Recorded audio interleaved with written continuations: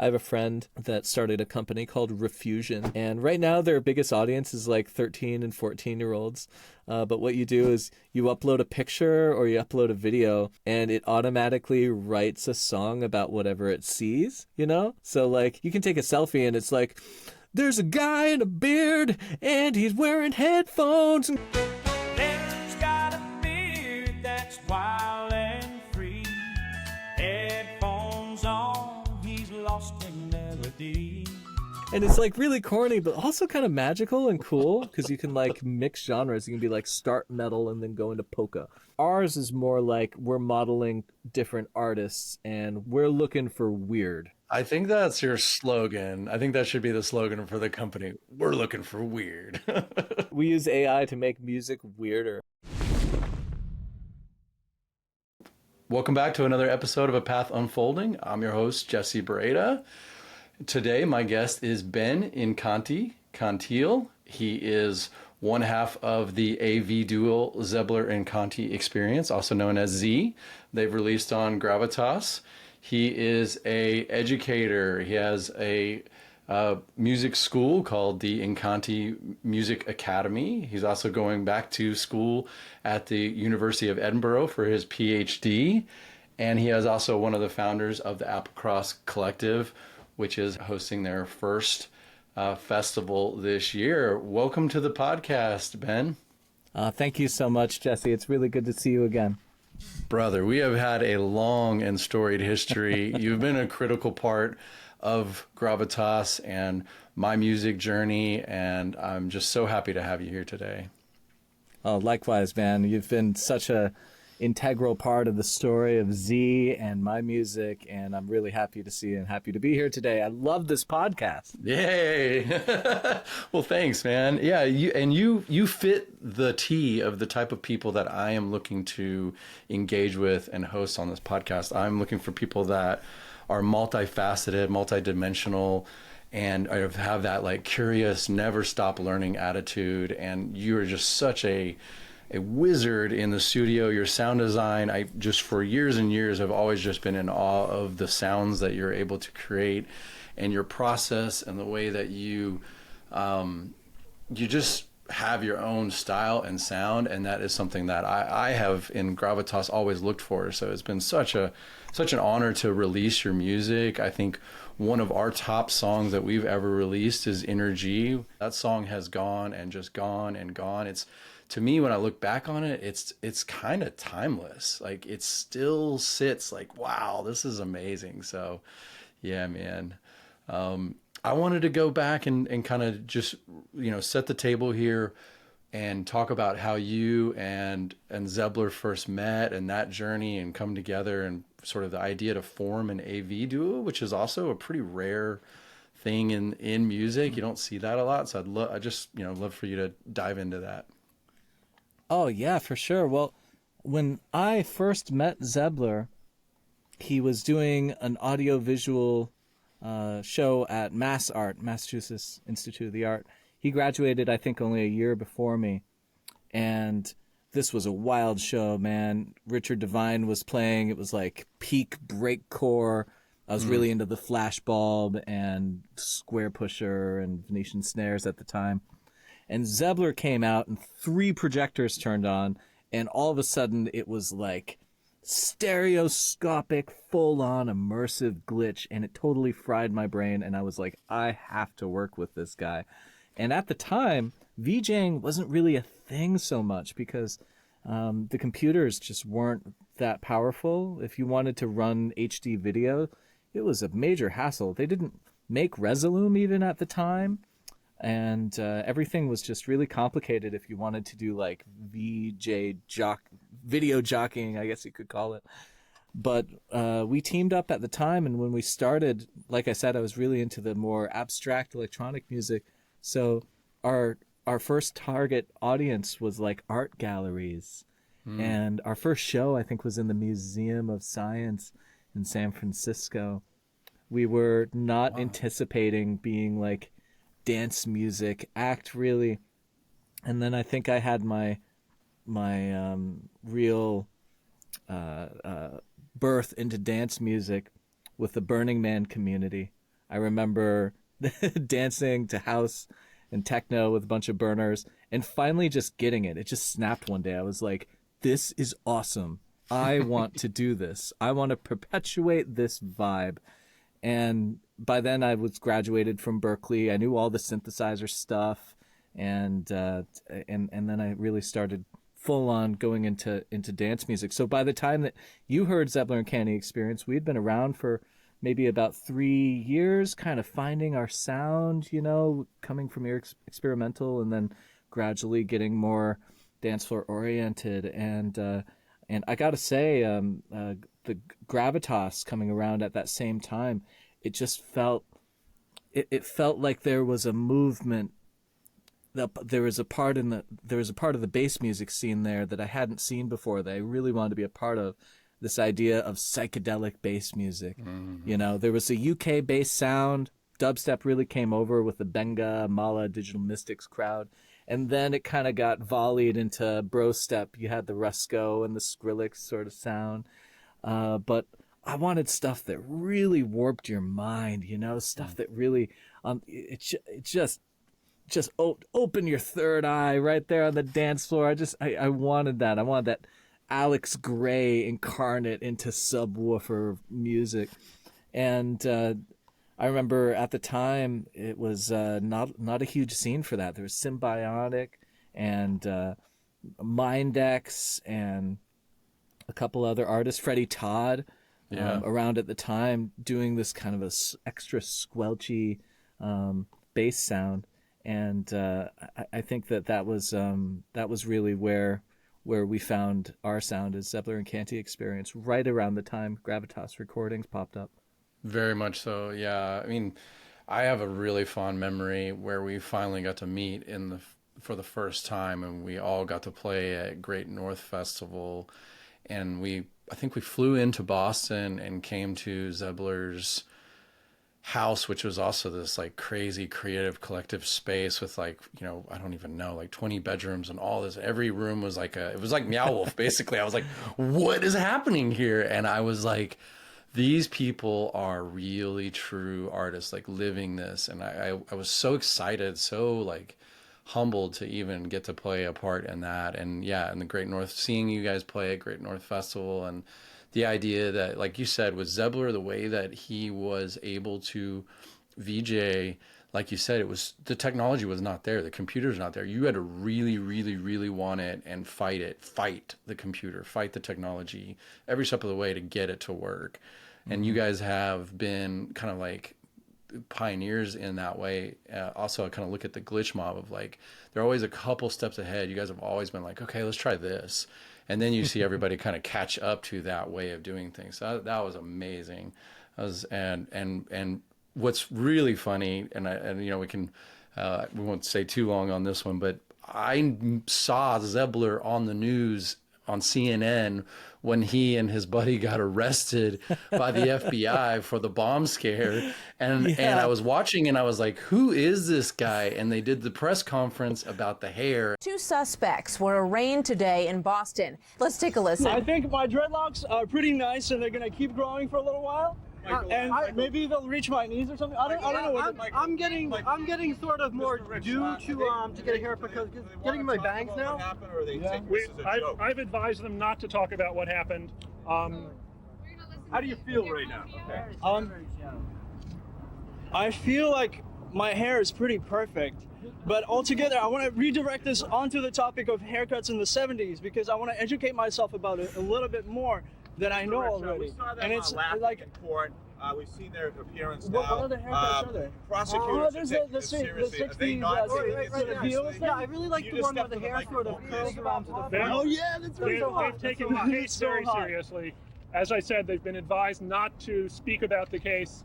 Have they been advised to act like they're not taking this seriously? We're taking this very seriously. We've already What was it like to spend when there was a widespread panic, a disruption to commuters yesterday, the police and a cost of nearly $1 million to Boston. Yeah, I really feel like we're not getting the feedback. Yeah, we're not getting the feedback that we need from you guys. If you really want to talk to us, please talk to us about the topic. I'm very disappointed. Yeah. What was it like to spend last night in jail? That's not a hair question. I'm sorry. What are you disappointed? People want to apologize? That's also not a hair question. You left the moving court today because Turner didn't bring anyone. That's also not a hair question. Mr. Rich, are you embarrassed by your client's behavior? My client is a performance artist, and So are we being subject to a performance right now, Mr. Rich? that's your call. Are you afraid that if you go to prison, you'll get your hair cut? That's a very good question. I think the laws in this country are still pretty comfy as to that.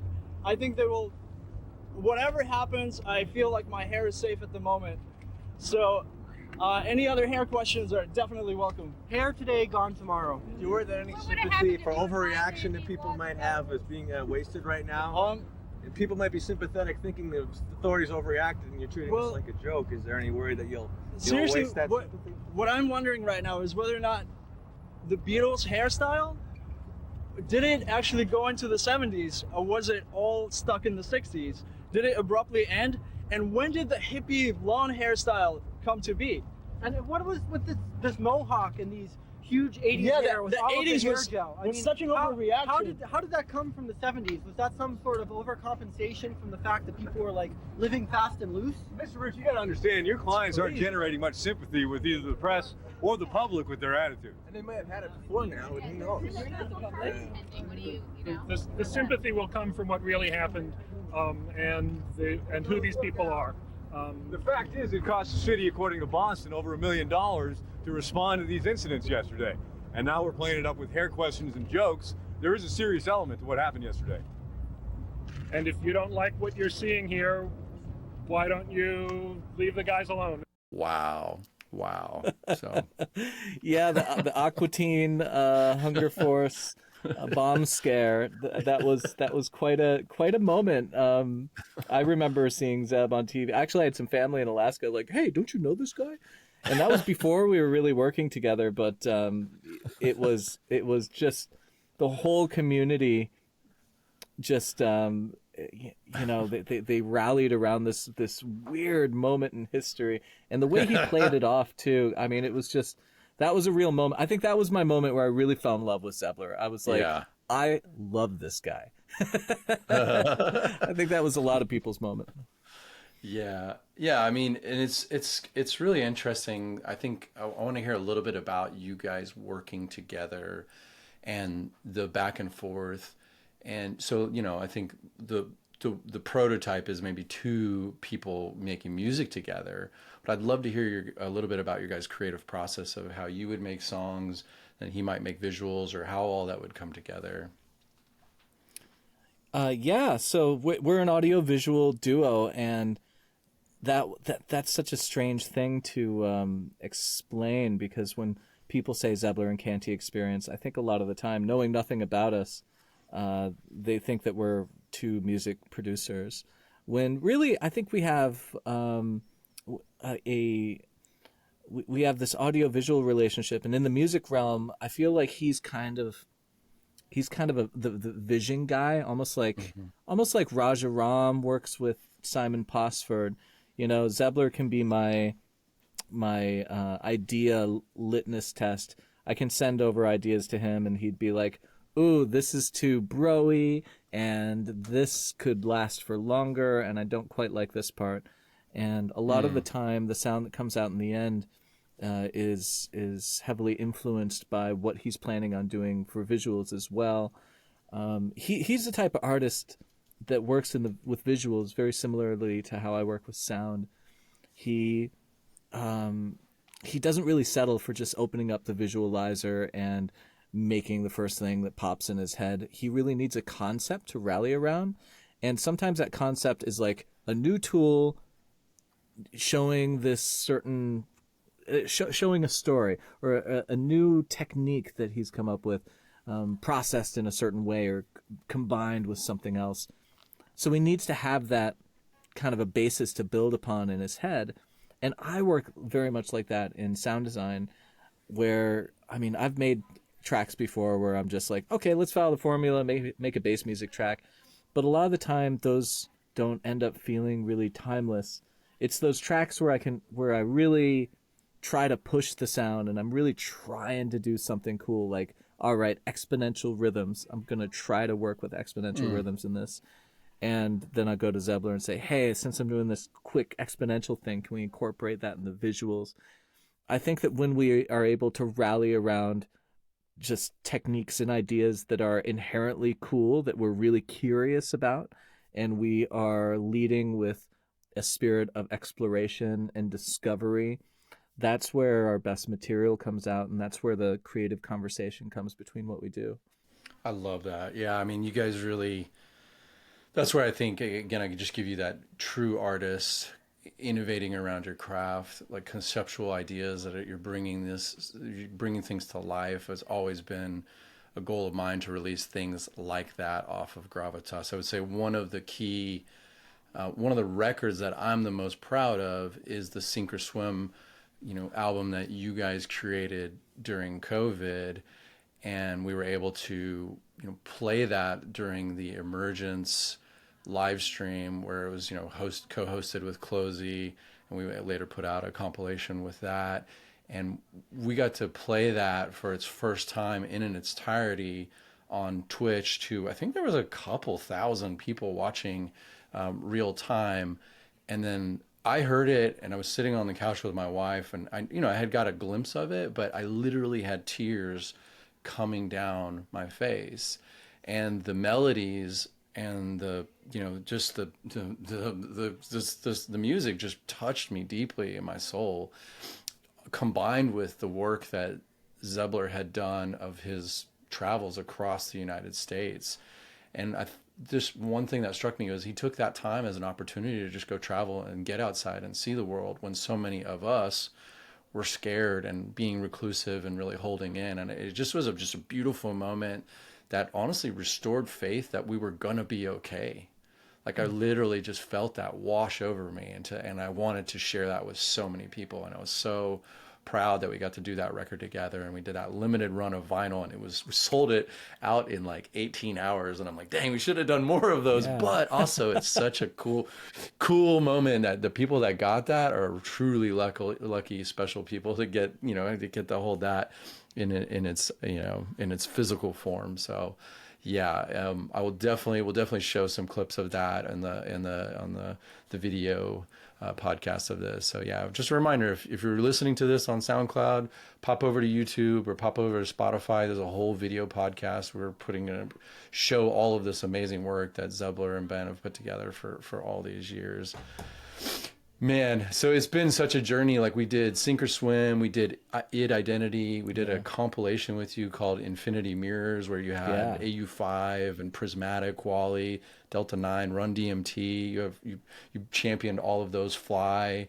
We had that Frequency, and then we did Alter Projections and Projections. I mean, we've done a bunch of music together. Yeah.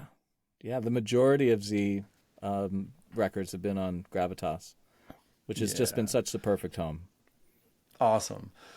Well, that you brought up Schwangel, and that is also another really cool moment of watching you work and seeing a whole nother dimension of you, and just the talent and the skill that you have. Can you talk about what your role was in that Red Rock show, and kind of how you know Schwangel and that whole world? Oh, well, I was first introduced to Schwangel through Zebbler. Zebbler was doing the visuals for Schwangel, I think in the year 2014. No. Back even further. 2011, Zeb was asked to make the first Schwangeltron. And at the time, that was actually one of the first projection-mapped touring rigs. I think it was even earlier than the Eamon Tobin rig, but it was after the Daft Punk rig. It was inspired by projection mapping onto buildings. I remember Ron, Schwangel's manager, hit up Zebbler and just sent him like one of those amazing projection mapped buildings where all of the windows are accounted for, and then it all crumbles and twists around. And he said, "Could you do this on stage?" And Zeb was like, "Yeah, man." And he said, "Great, you have 2 months." And he put together this touring rig that was basically scaffolding with interesting decorations on it. had the Spangle mask in the middle. Simon was like a story up. It was really cool, really special moment in time. And they were doing tons of shows. And that was also the very first year of touring for Z. We had just put out Psychic Projections, and we were on the road with Iodo. We had an agreement with them that we could open for them, and then we'd do their visuals for free. And that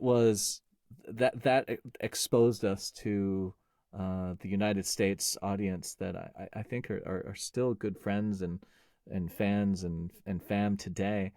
And that tour happened at the same time as the Spangletron tour. So we would be touring with Iodo and then jump off, and festival season started, and Zebbler started doing Spangletron shows. And I think we had done a show with Spangle just before then too, but it was Zebbler doing visuals for Spangle that really got me in Simon's orbit, and he had learned that I was pretty good at Ableton. So at some point he was putting together his live set, and he just started, tossing some ideas around. He said, I kind of want to do like a DJ set, but like imagine that instead of when you play a track, it's not a stereo channel. It's like 16 stereo channels when you play a track. And then you play another track and it's another 16 channels. And you can mix between these like a huge multi-channel dub rig that was also kind of a DJ rig. He said, can you do something like that? And I said, sure. And I went out to his studio in the UK, and we hacked it together in about 2 nights. And then he went out and he was doing that as part of his solo show. And I never actually got to see those shows, but he told me that when it was magic and when it was working, it was really, really cool. So when they finally decided to do the last Spangle live show, he called me back, and he asked me to help him put together that set for the Spangle live gig. And during that week, he invited me along to be involved. But I was really just kind of a playback engineer for that whole thing. It was a heck of a show. I think that it was just so over the top, and I was just so grateful to be a part of it. How many people were on stage? Or something like 17 or 18 total players with brass and drums and everything. Yeah, man. Let's see. Yeah, it was Simon and 3 or 4 of us behind it doing electronics. Dixter, and we had a orchestra there, a very small orchestra. I think we had some strings. Oh, that's right. And yes. I think there was some brass, and then there was a whole band, drums, bass, 2 guitars, I think. That's right. Yeah, I think. Plus all the creative performers that came out on stage and did all of the dancing. The painter, the dancer. It was over the top. It was amazing, dude. It was. They really wanted to impress the ultimate Spangle experience, and then the vocalists. Oh my gosh, there was there was all the different vocalists from all the different eras of Spangle. Wow. It was a whole circus. I was managing Closey at the time, and she got to do opening duties for that show, and so I remember that was an incredible show. Was just I think Tipper was the night before, and that, if that gives anybody any idea of the level of like, holy shit, this is about to be off the charts. Oh man, that was so cool. So so fast forwarding a little bit from there, you were living in Boston, and for the most part, and then at some point, I'm not sure when, you got a job at Berklee School of Music in Valencia, Spain. When was that? I started working for Berklee College of Music in 2013. They had just opened the Valencia campus, Berklee Valencia, and Stephen Weber, the program director of the Music Production, Technology, and Innovation Department, called me up and he said, "Hey, I've been asking around at who teaches Ableton Live, and your name kept coming up." It's because when I was at school, I started the first Boston Ableton Live user group. And so nice. I was hosting forums, sometimes for like once every month. I was just an enthusiastic user, and At some point, I was doing my hustling after college to make money here and there. And one of the things that I did was I designed a curriculum for a local school on Ableton. So I had these bare minimum qualifications, and I think that I was just really lucky that the people Stephen was asking for, who's the Ableton guy, a lot of people mentioned me. So he called me up and asked me to come over to Valencia. I'd never been in Spain before. And I went over and did some workshops, and they hired me, which I was just so grateful for. They took such a chance on me, I was very green. I hadn't worked at a master's level. There's a master's program over there. Wow. But it was amazing getting in on the ground floor because I got to create the curriculum that I wish that I had when I was in school. It was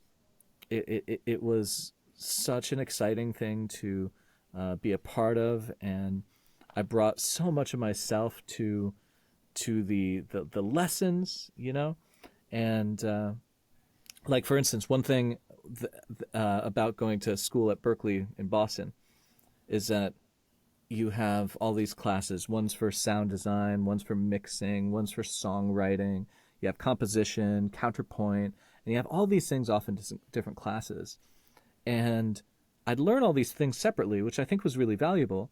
But then when I was sitting in front of my computer and actually doing the work, the fragmentation and that segmentation of the disciplines, all of that went out the window, and it all kind of merged together.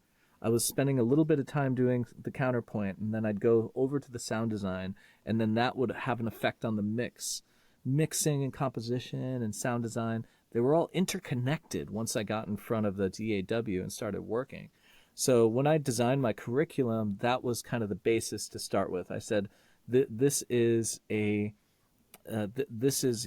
folk art of many disciplines. We're going to be doing all these things at once when you're behind the DAW, but we're going to be learning them separately, and we're going to learn how to integrate them. And I always wondered, I was always excited, I should say, that whenever someone took that approach. I think some of the best workshops I went to at Berklee was when really brilliant producers just showed up and worked. We had BT come out, and he opened up a blank session and just started going, and just stream of consciousness started talking about his process, what he's thinking about when he's bringing in different sounds and stuff like that. So I had a lot of those sorts of inspirations to draw from when I was writing the curriculum for Berklee Valencia. And then I was there for 6 years. So every year I was able to say, okay, what worked, what could be better. I updated some parts, and that was just such an exciting time in life and in learning and in celebrating this great intangible art form. I really loved my years at Berklee Valencia. I love that, man. And I think, if I remember, you also brought over some friends like Mr. Bill and Alicia. Some of those people got to be and Zebbler too, right? They got to be guest instructors as well. That's right. Yeah, actually, Zebbler came over, and he was doing classes on how to do visuals. When they originally set up the program, they thought, all right, we want to give everyone a real comprehensive view of working in electronic music and being a producer in the world. And so you had a couple different classes for, if you want to record something, and class if you're doing composite, all these different disciplines. And then they also added video. But in 2013, it wasn't immediately apparent that people would want to do visuals. They thought that maybe people would need to learn video to be on YouTube, So we learned lighting and actually shooting the video. It was fun. It was actually, there was a lot of really cool music videos made there in Valencia. But gradually, by about 2015 or so, almost every artist started touring with visuals. Even in 2013, people weren't really doing that as much. And then by about 2015, you really started to see some awesome AV coming out at pretty much every festival. And pretty soon, everyone that was interested in electronic music were saying, I'm not interested in videos, music videos like MTV in the 90s. I'm interested in visuals. Like, I want it to be artistic. I want it to play behind me and on my DJ booth as I'm doing my music. I want it to sync up to the songs I'm doing.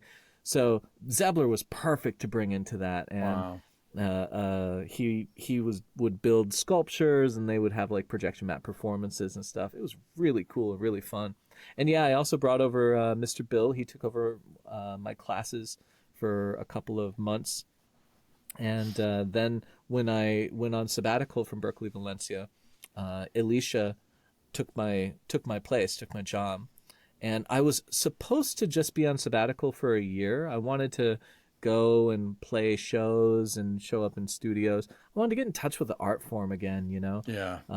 You can only be in school too long to where you got to go out and be in the world a little bit and bring back more ideas and stuff. So it was about time. But then the pandemic happened.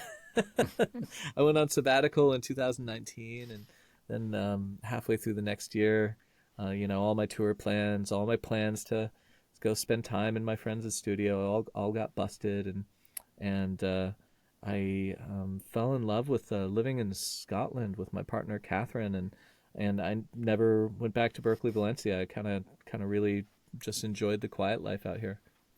Lovely segue. Then I'm so happy for you. You are clearly so happy, and the love that you two, show, just through social media is so beautiful. And, it's a journey to find your partner and to find your person. And we're only so lucky if we get to do that. And it seems like she's been an incredible gift to your life and you to hers. And can you show us this amazing place that you're at in Scotland? Yes, actually, while we're talking, I'm watching a really beautiful sunset, and it's a good time to show it off a little bit. Awesome. The sun's about to disappear. I'm just gonna swing around a little bit. Quick view of my stewed, and almost there. Look at that. There we go. There we go. Not a bad view. And like, you're right on the coastline, or are you on an island? What exactly is happening? And you have a pineapple, of course. Well, that is the Atlantic Ocean that we're looking at over there, and we're looking across to the Isle of Skye. And over in that direction, you have Island Dolan Castle, where Highlander and Outlander, a lot of Scottish shows feature that castle. So we're right out there in the Highlands, and this is called the Inner Sound. How perfect is that my studio is a place called Inner Sound. This is one of the deepest points in the ocean that's so close to land. If there was no water right there, this would be like a mile deep canyon. Oh, wow. Isn't that crazy? That's and these are some of the wild. oldest mountains in the world. They're actually some of the same mountains that they're the same mountain range that is in the Appalachian Mountains. Whoa. The Hebrides. And during Pangea, they were the same mountain range, and they separated. And it's funny because you actually get a lot of the same, very similar music. If you listen to fiddle music from around here and music from the Appalachian, it's the folk vibe is very similar. And it's a beautiful and quiet and silent and sacred sanctuary out here. Wow. And so the place is called it's an Airbnb. It's a place where people can come and stay, and it's called Applecross, right?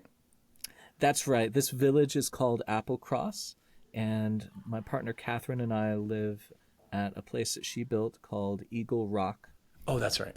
Yeah, and we have it on Airbnb, but we've been hosting more retreats lately. We have Catherine has a lot of great friends in like the wellness community and the yoga community. So there's a lot of like yoga retreats out here, a lot of retreats where people just want to go somewhere really, really silent with a lot of nature and vastness and just kind of reconnect with that silent part of themselves.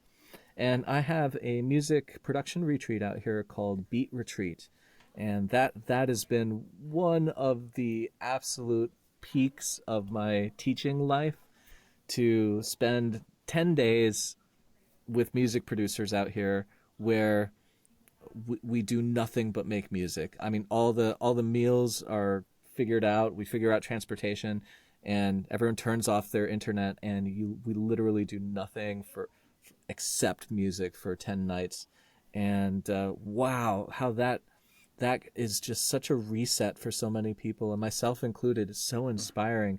Like I think the best music's made when there's no obstacles in front of you, and feeling that sound that's channeling through you. You got to listen really closely. And when you remove those obstacles, when you remove the distractions, some of your best and most transformative work can come out. So that's what we've been doing with each beat retreat. We've had 4 now, and they've been some of my favorite stuff that we've done. And it's a true collaboration between Catherine and I. She's really good at retreats. I like to teach music. Yes. We put those things together. Dude, that's a power couple. And what an amazing thing. I mean, there's so much that comes up. Like, I know when I travel, I just get inspired. I get lit up, and there's all this new neural pathways being connections, and your brain is just on high alert because you're like, I'm in a new place. And it's like, sort of playing on that like evolutionary, like what's happening. But at the same time, you're just taking in all this new information and seeing things, just the world around you for the first time. And so to couple that, one, in a beautiful place near the water, which I think is a huge deal. I always feel so alive when I'm near the ocean, and the sound of the waves and the movement and the power, and the tides just have some sort of pull on our soul and our energy. And then to have a teacher like yourself running it, and like you said, having all the meals figured out, and then to be with brethren, people that are also in that space of like, I just want to learn and create. What a gift! What a absolute privilege! So that's amazing. And so out of this has been born the Apple Cross Collective. Yeah. So going back a little bit to the pandemic, I was out here in Applecross, and I was planning on going back to Berklee Valencia, but instead I decided to go ahead and get my own master's degree, because I had been giving out master's degrees for 6 years, but I only had my bachelor's. So I wasn't doing anything else anyway, pandemic, good time to do some self-improvement. So I went and got a master's in sound design. It's actually a master's of science in sound design from the University of Edinburgh. And that was a crazy experience, humbling experience to become a student again. And that my teachers were just so on another level. I mean, they saw through the matrix when it comes to coding sound and doing creative programming for sound design. So I feel like that really took me to the next level. And at the end of that, though, I really missed teaching. And that's when I started doing more online classrooms. And I just decided to say, you know what, I'm just going to do what I would have been doing at Berklee. I'm going to design a curriculum that I think engages people on that same level, stuff that you can't just go Google about, the stuff that integrates all of these different disciplines. And I just started advertising, hey, if you want to take my class, just go ahead and hit me up and we'll sign you up. And that really took off. I thought it would just be like something I do for every now and then. I did it 1 month. And once we got to the end of that, people were like, if you do another one, I will take it. And it was more than half the class was like, more. So I was like, okay, let's do another one. So I wrote another month-long course that was a continuation of that one. And then at some point, people asked for another one. So at this point, I've written 4 month-long units that go into one another. And I've been teaching them kind of on cycles. And then I just formalized it largely due to, huge shout out, huge thanks to Mr. Bill's manager, George. He's been the mastermind of actually putting the website together and creating the point of sale and connecting it to Discord. Until then, the whole thing was on Discord. So this was my online classroom, and it was rolling along for like a year, and some of these artists that were in the class just started making so much stuff, just started they just had piles of stuff they were making in these classes, because I would always have these challenge to like make more stuff than you'll release. Just make stuff every day. Let's just go. And so people had a lot of tunes that they were starting to feel really proud of, and they decided to start their own record label. And as they were pitching around ideas, what are we going to call it? And at some point, someone suggested, well, Ben's been doing this whole class from Applecross in Scotland. I always thought that name was cool, Applecross. Maybe we call this the Applecross Collective. So Applecross Collective is a nod to where, to where I've been doing the beat retreats and broadcasting the class, which I'm just totally honored by. But I gotta say, I didn't start it. It was a total initiative from the artists that have been taking the classes. They started their own community. They organized. They said they took the full initiative. I gave them all the nods to do it. And since then, they've released, I want to say 6 or 7 releases on Bandcamp. And they've really gotten organized. Like, it's a proper net label. Good stuff, too. Really diverse. It's a reflection of this exploratory vibe, this approaching music like it's an adventure, like you're out to find pieces of yourself out there rather than just trying to regurgitate whatever's happening in here. That sound is something I really like about all of the artists in the Applecross Collective, because everyone there, or most, at least the initial people there, started in a classroom, and it takes a lot of courage to say that you could be better at something, to say that I could be better at something. I'm going to take a class and I'm going to push myself to make something better. And maybe that's a huge leap you're trying to make, or maybe it's just small changes. Maybe it's just in a certain aspect, like your mix or your sound design, some part of you as a producer, you're trying to get better. And that vibe goes through in all the music. You can hear people trying to push sound, trying new things, trying to follow that spark and that call. So yeah, I really am inspired and enamored and by all the work that they've done. And then at some point, a couple months ago, about a year ago actually, they said, you know what, it'd be really cool to have a festival. We've been putting out tracks. We've got artists. Let's just get these artists together on a sound system. And they said, hey, there was one of the first people they asked was some people in the class and myself, of course. And I said, I am there. If you guys are having a festival, Z is there.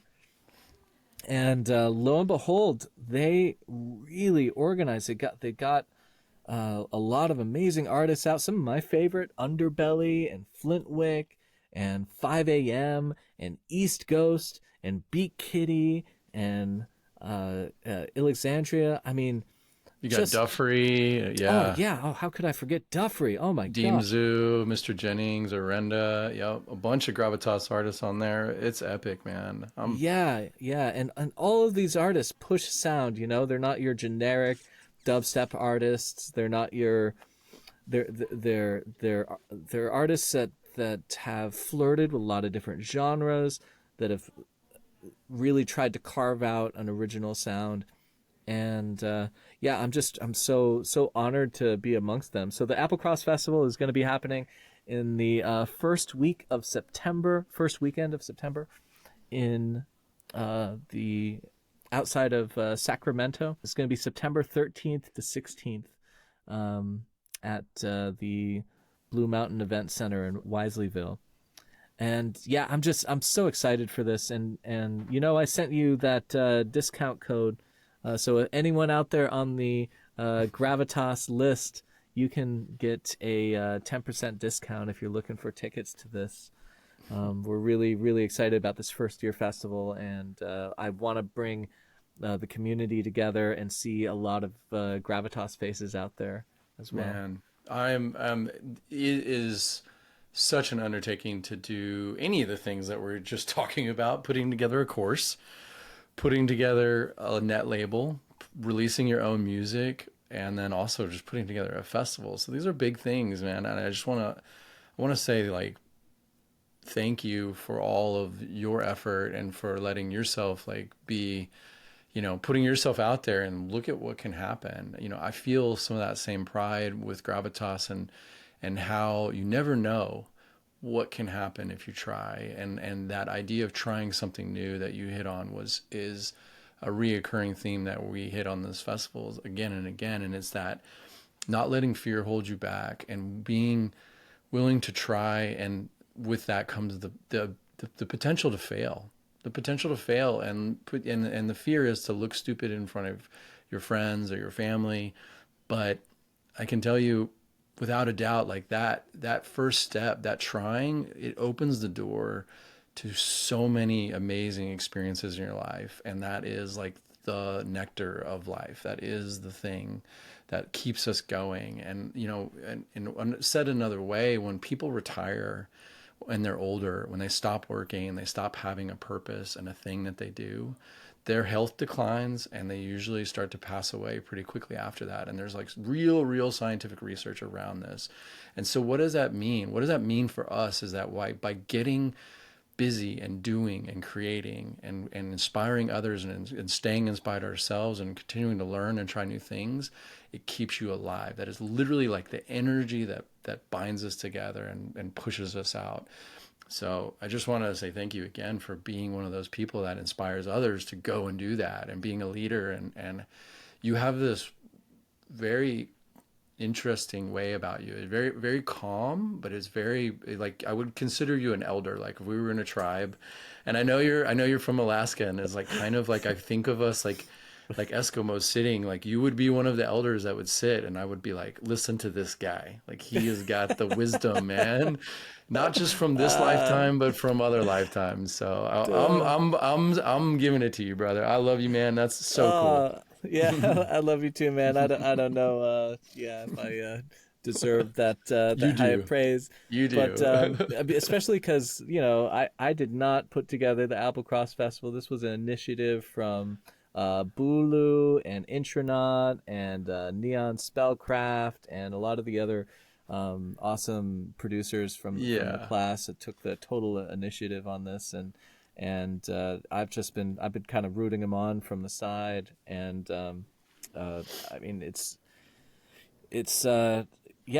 been very inspiring, because I don't know if I wouldn't be able to do it. Festivals are really hard. It's a huge leap of faith. Oh yeah. I couldn't have done that myself. It's a real deal, dude. And it's usually not a 1 year, 2 year, 3 year thing for it to kind of come back on itself. But you can tell that these guys are not in it for that. And kind of you hit on their music and the ethos of the label. You know, I think that's one of the things to think about for record labels, for collectives, is like, what is our purpose? What is our reason? Why are we doing this? And if it's just to put out music, there's so much music being put out. It's like, how can we come together to really push in a certain direction or explore new territory? Or, you know, like you were talking about in the early days of Gravitas, there was kind of this nucleus of people kind of holding each other up and supporting and going, yeah, like I feel what you're doing here. It's like being in a band. You get that musical camaraderie from each other going, yeah. Okay, let me see if I can do better than that. Or I see what you're doing there. Let me try and do something that's similar to that, and learning from each other and kind of the back and forth of that. So, yeah. I wanted to talk about, you have also created your own plugin, and you're a co-founder in a like the audio company DataMind Audio. Did that come from your studies? Tell me about that. Yeah, so I think that the thing that really kicked off my wanting to go back to school, and when I went and got my master's degree, I wouldn't have done it unless I had a topic I was really interested in, because it was a master's by research. It was a 1-year master's at the University of Edinburgh, and I took a couple classes, but the whole thing was about the thesis. It was about doing a really in-depth research project, and the spark to do something and to commit to something that huge. I really owe a lot of credit to the Rob Clouth album 0 Point. That album came out as soon as the pandemic started. It was one of the great things that the pandemic really stole from us, is this the debut full-length album by Rob Clouth. And, you know, I discovered Rob Clouth right around the same time that I first heard of psychedelic bass music, but he was already 20 years in the future doing this thing called Vatex. And he was releasing on Detroit Underground, and I've never heard anything like that. He started releasing his solo material, and you know, he had like artists like Max Cooper and Ben Lucas Boyston remixing his stuff, and you know, he'd skirt the line between like glitch and techno and bass music, but then he released this album 0 Point, and this was his first full-length album. It came out in March 2020, and I waited for the right moment to play this album. It was like if you get something and you're like, ooh, I know I'm going to really enjoy this. I really hung on to it. So the pandemic started. It was like 2 weeks of madness, and finally everything was chill. Nothing was going to change for a while, and it was a beautiful sunset, and I set up some speakers, and we opened up a nice bottle of whiskey while looking at the sunset, and I said, you know, tonight's the night. Let's listen to 0 Point by Rob Clouth. I know it's going to be great. And that listening experience totally changed my life. It was so much more than what I could have ever expected, because in this album, from minute to minute, you're hearing thousands of sounds, and it would take like a century to put all these together by hand. And the way it was meticulously crafted, it was so algorithmic. It just blew my mind. And I became kind of obsessed about how did he do the sound design of this album. It sounds granular, but it's like granular, but using like grains from tons and tons of different sources and arranging them in a way that makes sense. So I learned that this technique is called concatenative synthesis. And it's basically combining the same mechanism that they use in Shazam, which is, you know, you hold up your phone and it's like, oh, I know this song. So that's called music information retrieval. You take a little recording and then it compares it against a database and really quickly able to identify the musical fingerprint, the spectral fingerprint of each song. So imagine if you took that algorithm and instead of connecting it to Spotify, to where you say find the song, you connected it to a sample library and you said find the most likely match for this 1 second of audio. So what concatenative synthesis does is that you play a sound into it, could be beatboxing, could be a chord progression, and it takes a window, it looks at a moment in time, and then it tries to find in a database of sound something that's similar to that sound, like a grain, and then it puts it together to recreate the sound. That was the focus of my master's degree when I went to University of Edinburgh. I wanted to do a deep dive into how concatenative synthesis works. I did my own compositional study, and I actually recorded an album I haven't released yet. It's a concept album, and it's hopefully going to be coming out soon because it's very much tied in with the book that Catherine wrote during the pandemic. It's called Edenic Mosaics. More on that later. But this was really my baptism of fire moment when it comes to getting into, or at least flirting with, combining data science with sound design. Mm-hmm. And I think that this is a real frontier when you take all those mechanisms that can analyze and draw conclusions from data, and then use that to make sound design and to make sounds that you've never heard before. That's really interesting to me. And it's something that computers are getting better and better at, especially with now that AI is like the new thing. That's all data processing, you know, it's all inference. So that was that's how I started going down this path. And then right after my PhD, or right after my master's, I went to the DEF CON hacking conference in Vegas. It's the largest hacker conference in the world. The real masters of the universe go to this thing, man. These guys, the real people that hold all the keys and know all the codes that keep the whole internet alive are at this thing. And I happened to run into my good old friend CJ Carr and his buddy Zach Zukowski, and those two guys together make up this thing called the DataBots. And these guys were putting together AI generated music like 5 years before anyone else. And if you go and look at any of the papers on AI generated music, a lot of them cite what the DataBots have done and a lot of their research. They started winning hackathons. These guys weren't even necessarily in the academic sphere. They were just like, they were hackers. They were like doing it for doing little one-off projects and winning these competitions kind of for fun. They have this one YouTube channel, it's been on for 7 years, called Relentless Doppelganger, and it's been making death metal 24/7, never repeating, always original, all day long for like 7 years.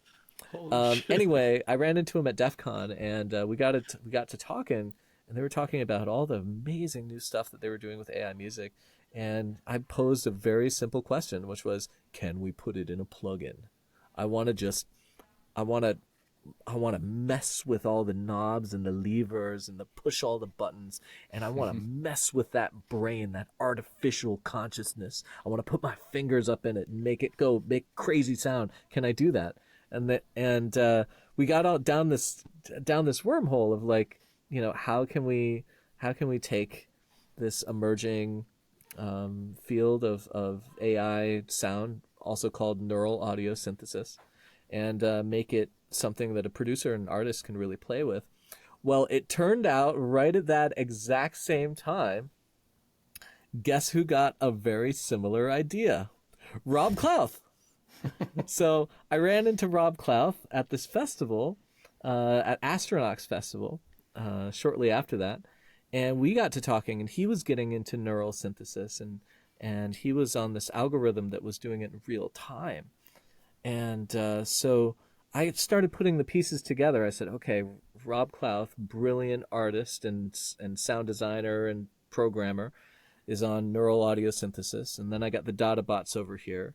And I said, you know, if we put our skills together, we could really like make something cool, you know?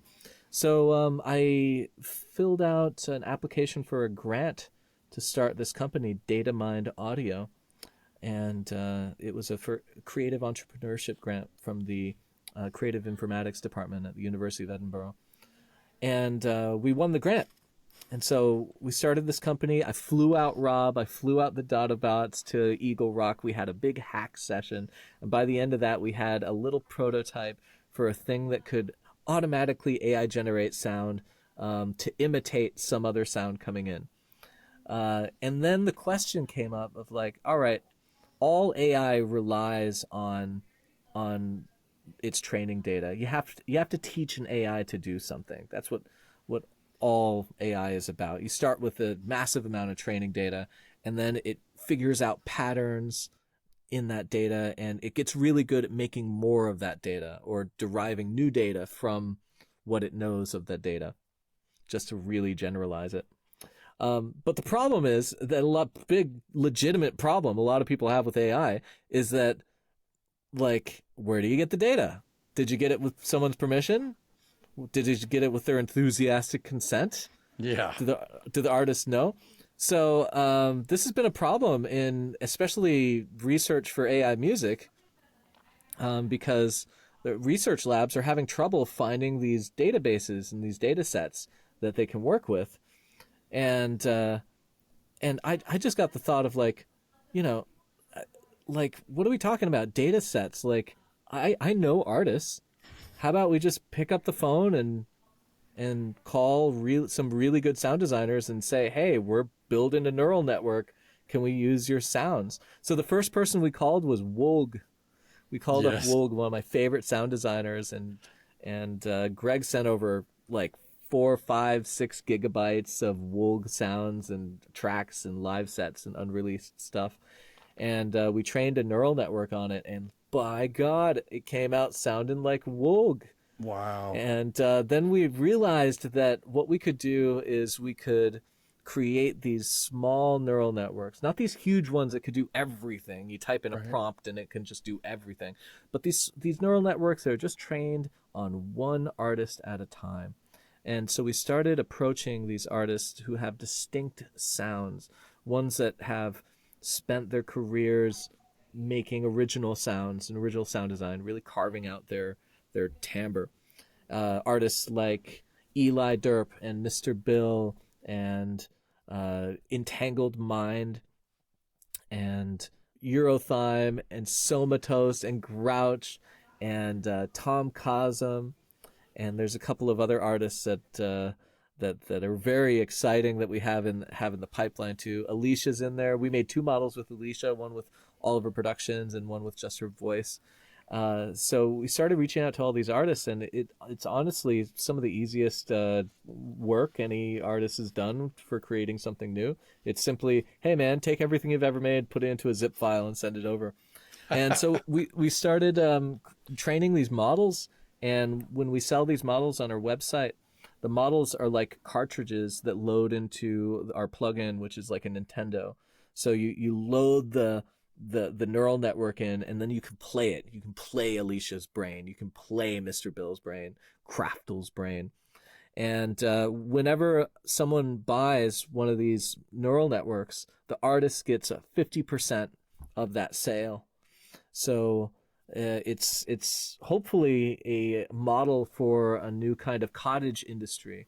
I mean, you know better than anyone, between Gravitas Create and the record label, artists need these streams of income to support their art. And a lot of artists are just sitting on data. They're sitting on their data set. They're huge amounts of music. And we're hopefully figuring out a new way that these artists can monetize it while giving creating a way for sound designers to explore the latent space that is derived from their material. That is extremely interesting. I mean, you mentioned Gravitas Create, and for anyone listening, Gravitas Create was sort of the sister company that we created to go along with Gravitas. Early on, we started asking people that would follow us on Instagram and Twitter, like, are you a music fan, or do you also produce? And we found that 50% of the people that followed us were like, yeah, I'm a producer. I want to be a producer. Like, what do you got? And so we were like, well, we should be putting together sample packs and stem packs and resources, and definitely inspired by Mr. Bill and Il Gates and you and so many other educators, and was like, yeah, this is a thing that we can do. And what we found, especially with like remix competitions and stems, is that with people sitting there playing with another artist's stems or sounds, they're really building a connection with that artist, and that's engagement that you can't buy.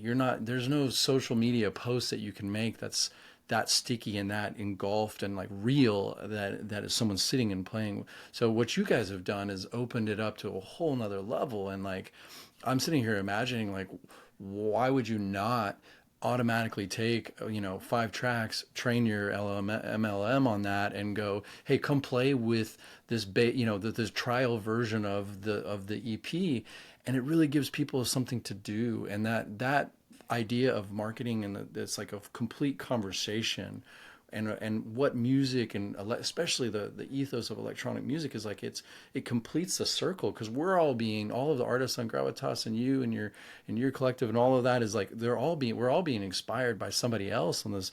Rob's album inspired you, and then you create this, and that's so cool to then be able to take that and play with it, and hopefully that inspires you and creates people come and create something new from that, which is really, really exciting. I think the thing that you hit on too is with this model, you can start to actually hear some new sounds and ideas and I remember a talk that you gave where you did this mud pie and you were using generative synthesis, and you were like, okay, we're just going to record like a minute of this, and then we're going to scrub through it and find this like little bit that inspires us and go, okay, that could be a little bit for a song, and then we're going to riff off of that. This is like a whole nother next level of that idea, which is just, like you said, you're really using the power of computers and what they're good at.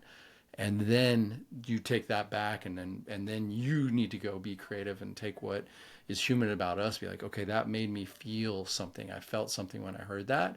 Now let's go take that idea and try and fully express it. Yeah, absolutely. And I think right now it's such an interesting time in history. I love being a part of this because AI is like this spooky, kind of creepy technology. It's supernatural technology. Yeah. And I think the misconception is that AI is just going to make more of what already exists. It's just going to plagiarize and replicate and not do a good of a job because now it doesn't have the human soul in it. I understand people's anxiety about that, but I'm looking at this like this is the first new way to make sound. Just when it comes to generating sound, you have oscillators, you have samples, you have different kinds of synthesis techniques like FM and physical modeling. All of these techniques have pretty much existed ever since I started producing music, and they've only gotten better and cooler and more complicated and stuff. But neural audio sounds like real sounds, but is totally generated like it's coming out of an oscillator just then and there. And the process for how it does that is so abstract. It's almost like you're synthesizing the sound to this thing called dimension reduction, where you shrink the sound into a whole bunch of latents, and then the position of these latents, these hyperparameters, what decides each moment of the sound. And so once we realized that this is the mechanism that makes AI music work, of course my synthesis part of my brain said, okay, so we've got this stream of numbers that decides what the sound is going to sound like out the other side. What if we hacked that? What if we put envelopes on that and LFOs? What if we pushed the brain to think in places where it otherwise wouldn't think? They call it a neural network because it's modeled after the human brain. And so when you have something that sounds, you send a kick drum into this thing and it recreates it with AI. It goes to the part of the brain that has pretty much learned what a kick drum sounds like based on its training data.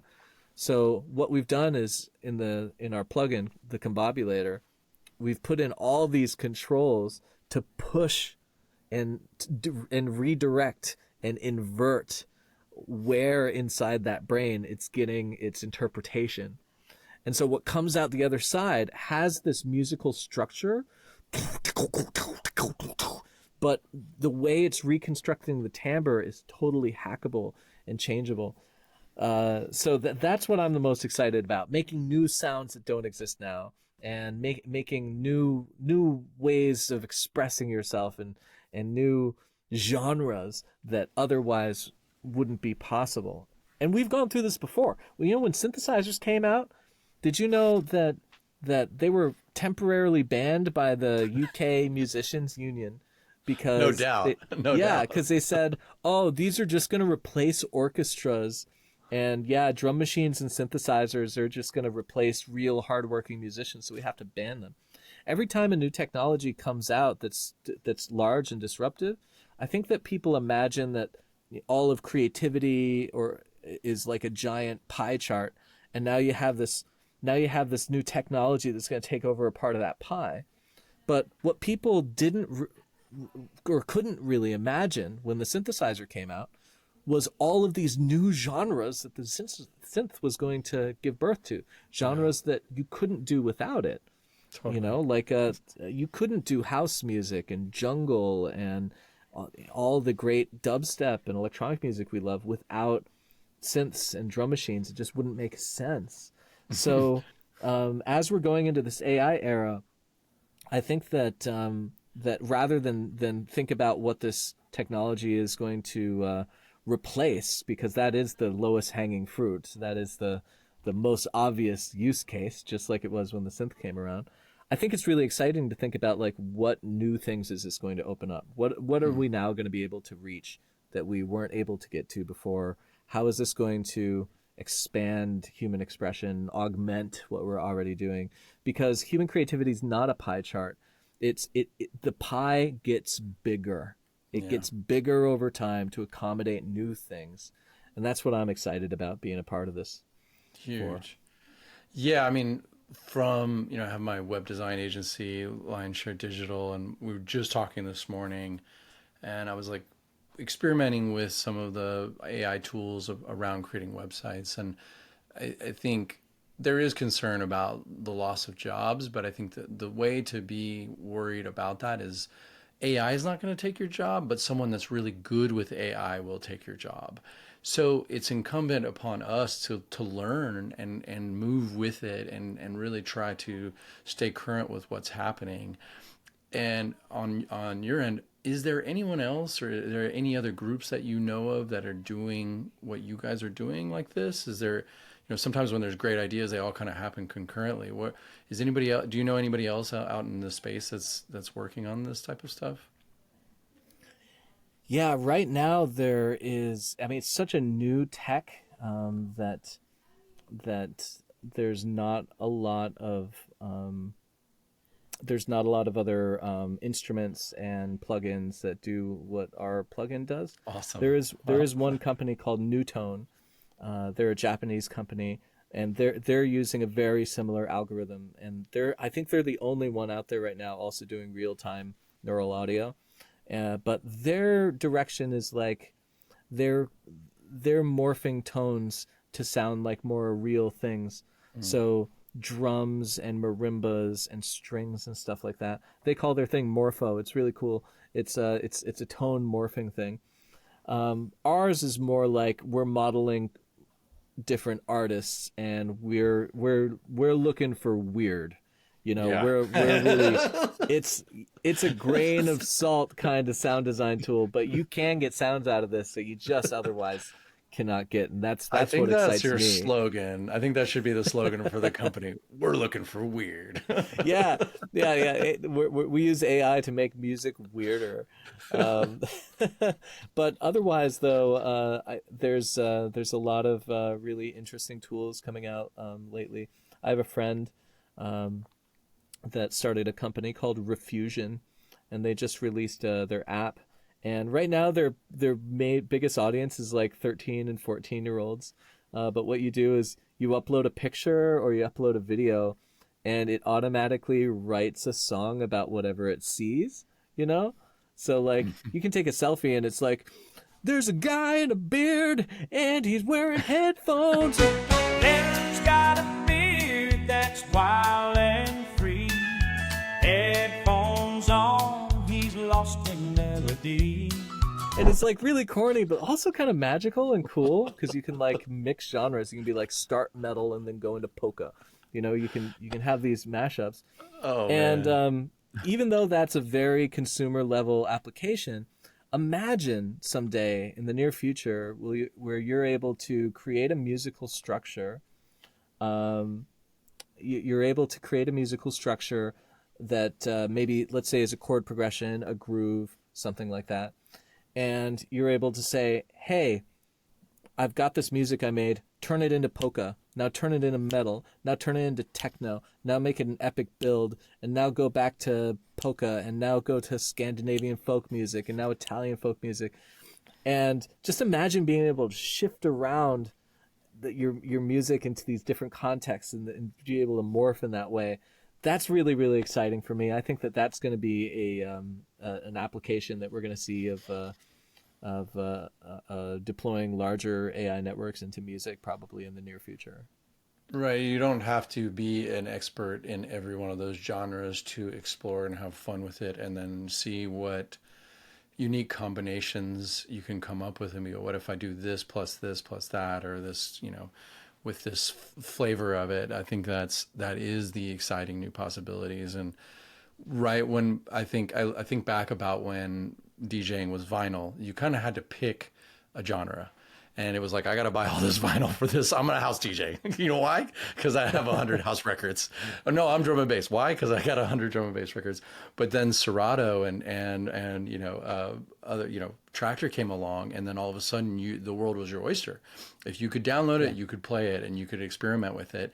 And I think inherently it made people better DJs, and it made the DJ sets more interesting and more, dynamic. And so that it opens up the possibilities. I didn't have to spend an eternity collecting down-tempo music. I could just go after some of the down-tempo music I liked, kind of get into it and make a set with it. And so lower the barrier to entry for people that had maybe not a, just an insane appetite for that one thing. And I think that's where the creative stuff is, when you overlay this plus this. A lot of the basic stuff has been done, right? You were talking about synthesis, like this been done. So, okay, you either make it more complicated or add some new, twist, or maybe we're putting a wavetable into the synthesizer, and that's giving you some new ideas that you wouldn't have been, or it would take a really long time to kind of create that shape or that envelope. It's kind of like that. Like all of a sudden you have this new, really amazing generative tool, and it thinks, or you can speak it, right? Some of the MLMs, like you can speak in your language. We're not having to interface with a computer through ones and zeros or computer code, or maybe a level up of 2. You can really just talk at it. Use this artist plus this artist and give me some ideas like that. That's pretty powerful stuff. Yeah, it's funny you mentioned DJing, because I was just in a documentary, and it was put together by the DataBots. And basically, they trained a model that had a whole ton of great music in it. Like an entire DJ's collection basically went into this model. And then we were able to summon genres, because this model also learned all the metadata. It learned like BPM and names of artists and stuff like that. And they basically trained this model on huge DJ collection. And then in this documentary, it's called Prompt Jockeys. Basically, we're writing in prompts and generating the music right then and there. Whoa. And then playing it. And that time, and when we play it, it's the first time anyone's ever heard it, even the DJ. And then as soon as it's done playing, deleted. And the experiment was, is this possible? Like, could you actually entertain a real crowd? Could you actually have it like sound so good? Because these guys are big time researchers, and that the hypothesis question was, well, could you do it? Could you actually make it sound so good that people couldn't really notice that, it sounded like a tech demo? It actually was good enough for a party. And yeah, it was. It held the dance floor for 5 hours. What? We didn't hear anything but music that was generated right there, and not even on a server, but right on a computer, right there, man. with a 3090 GPU in it. So wow. To me, this is like a new art form. When DJing came along, I think that I don't think anyone would say that DJs were musicians, yeah. And at the same time, it's like DJs weren't they weren't doing something that was inherently understandable. If you just look at DJing on its surface value, you're like, oh, you're just taking other people's recordings and you're playing it and you're saying it's yours. That's DJing? That just sounds like you're ripping people off. Like you could always look at DJing from an angle of not being an art form and being lazy or whatever. And I think that same criticism right now is what I'm hearing with AI, except instead of having this giant DJ collection, you create a collection of music, you train your own model, and then that thing is going to be busting out the tracks for you. That is, in my opinion, a new art form. It doesn't need to replace another thing. It doesn't need to be music production. You know, like, fine, it's not music production. Fine, it's not DJing. It's a new thing, and that's what was so exciting about being in this documentary, is that, like, it was a real Oppenheimer moment. We were like, oh my God, you can do this. Wow. This is gonna change culture. You know, imagine just putting all of your influences into a big stew and then being able to summon new ideas from it. And we can do things like, hey, what would it sound like if Encanti collaborated with Mr. Bill on a samba track? That was actually something that we tried, because it had some samba music in it, and it had my music and Mr. Bill's music in it. And knock me down, it sounded like me and Mr. Bill doing a track, but we were doing samba rhythms. We were doing rhythms we would have never done otherwise.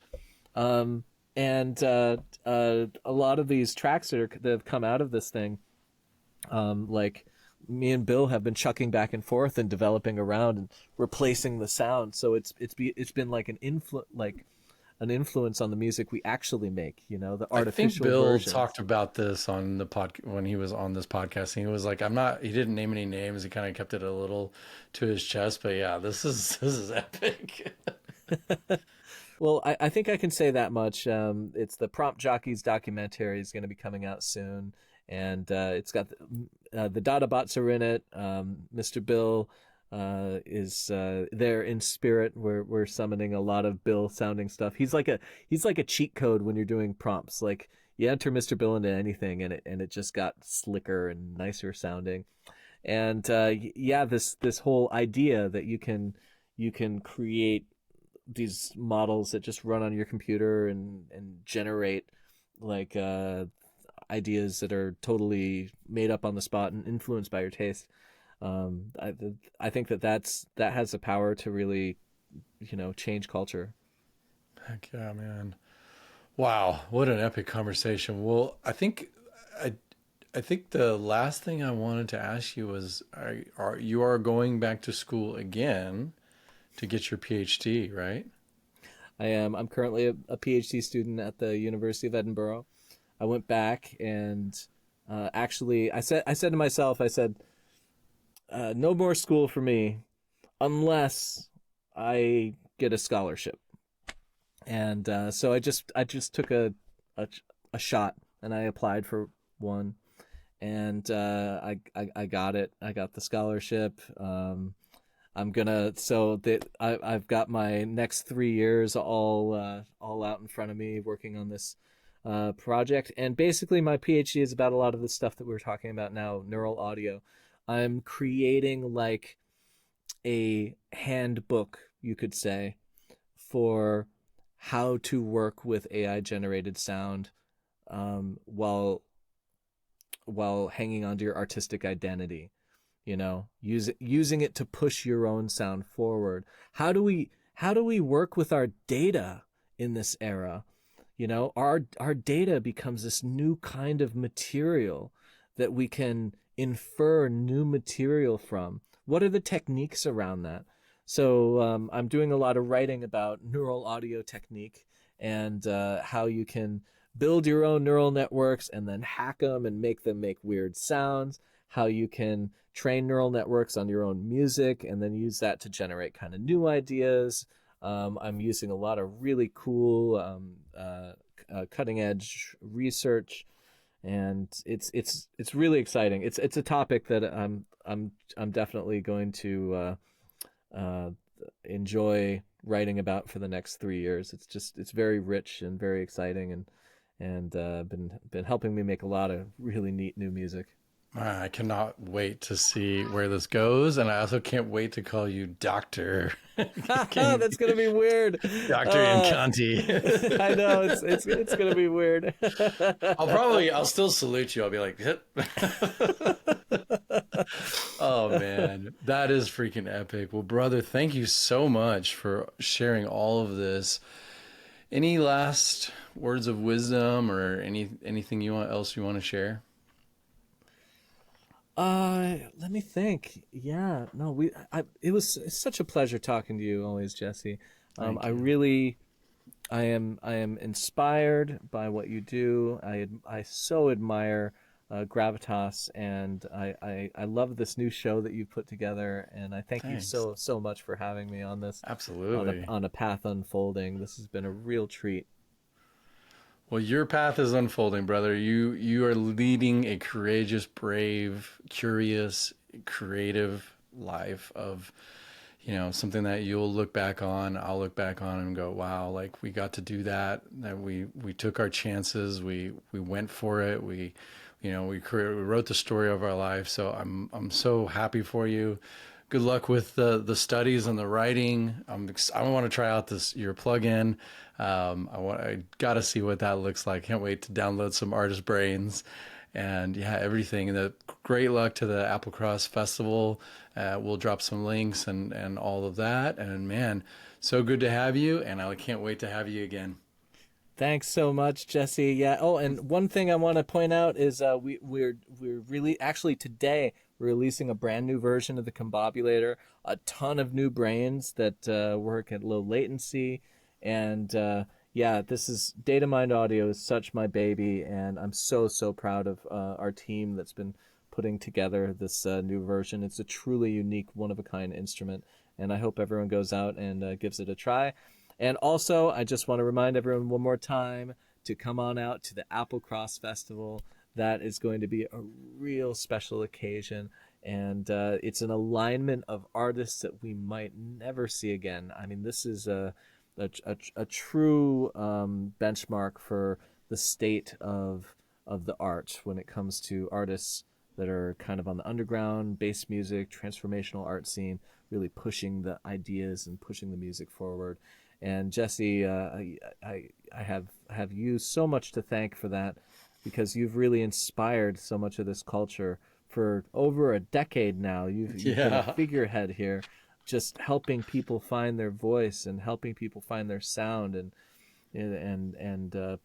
putting back into the world tenfold everything that you take out of it. So thank you so much for everything you do, brother. So good to see you. All right, catch you on the next one. Yeah, catch you later.